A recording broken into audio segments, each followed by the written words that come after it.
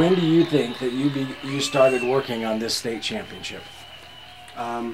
In the off season, during the summers when I know that a lot of us got in the gym. After track season, we even shot in the gym at track season last year, but a lot of people were in the gym in the off season, and even before basketball started, we were still thinking about the state championship. We were still preparing for the beginning of March. What's a memory that you have of this season that stands out in your mind? After like the fourth quarter of the Richfield game, when we knew that we had that game won and we knew that we were going to be district champs, was the best moment for me. Knowing that we were going to go to state and that we were sitting good going into state was the best moment for me. How about the state experience? You had 3 games at state. Is there any memories that stand out for you at the state games? I think that the Mackey game is the most memorable for me. It's when I had to step up and realize Nate was getting in foul trouble and Toby got in a little foul trouble, so it was me and Cullen and Salvador even got some playing time, so I had to step up and take control of the team in that moment, and we still came out with a win, so that was good. So how about the state championship game? Is there any memories of that stand out for you? Just the fact that I scored in that game, that was pretty cool that I had that opportunity to even play in that game and to score in it was cool for me. In the game of basketball, what's your favorite part of that game? Just being able to have a team. There's football, you have a team, and then there's track where you're kind of on your own. You're a track team, but you're on your own. But basketball is a little different because it's a smaller lineup. There's only 5 of you, and so you have to learn to work together and to be friends on and off the court, which is the best part for me. Say 5 years from now, 10 years from now, when people look back on the 2015 season, what would you like them to remember from that season?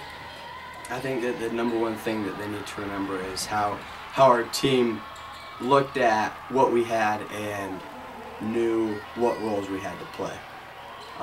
We knew Nate was the star, so he was going to get the majority of the points, and we needed to be there for when the teams tried to double team him or tried to take him out of the game. We knew that we had to step up in those moments. The post knew that they had to be there for Nate to pass it to him, and then the other guards were there for relief for Nate. You bring up Nate. What's it like to play with Nate? Oh, it's so fun. You just have to, you know that he's going to get you the ball if you're open. So you get open, he's going to get you the ball every time. So he makes the other people around him better? Yeah, every time. He takes shots, but he also doesn't take shots if he's not open.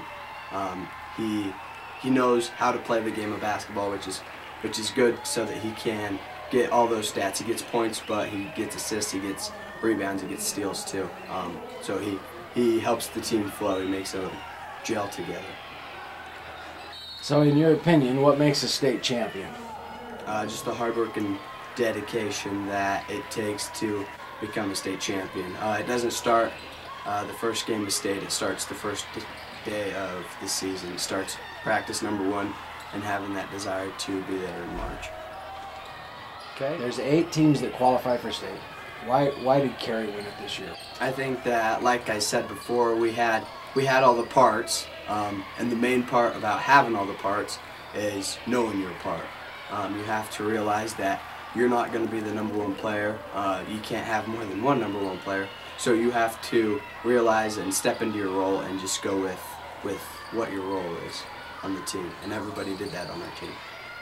Okay, so 5-10 years down the road, when people look back at this team, what would you want them to remember about you, about Chris Peck, the state champion?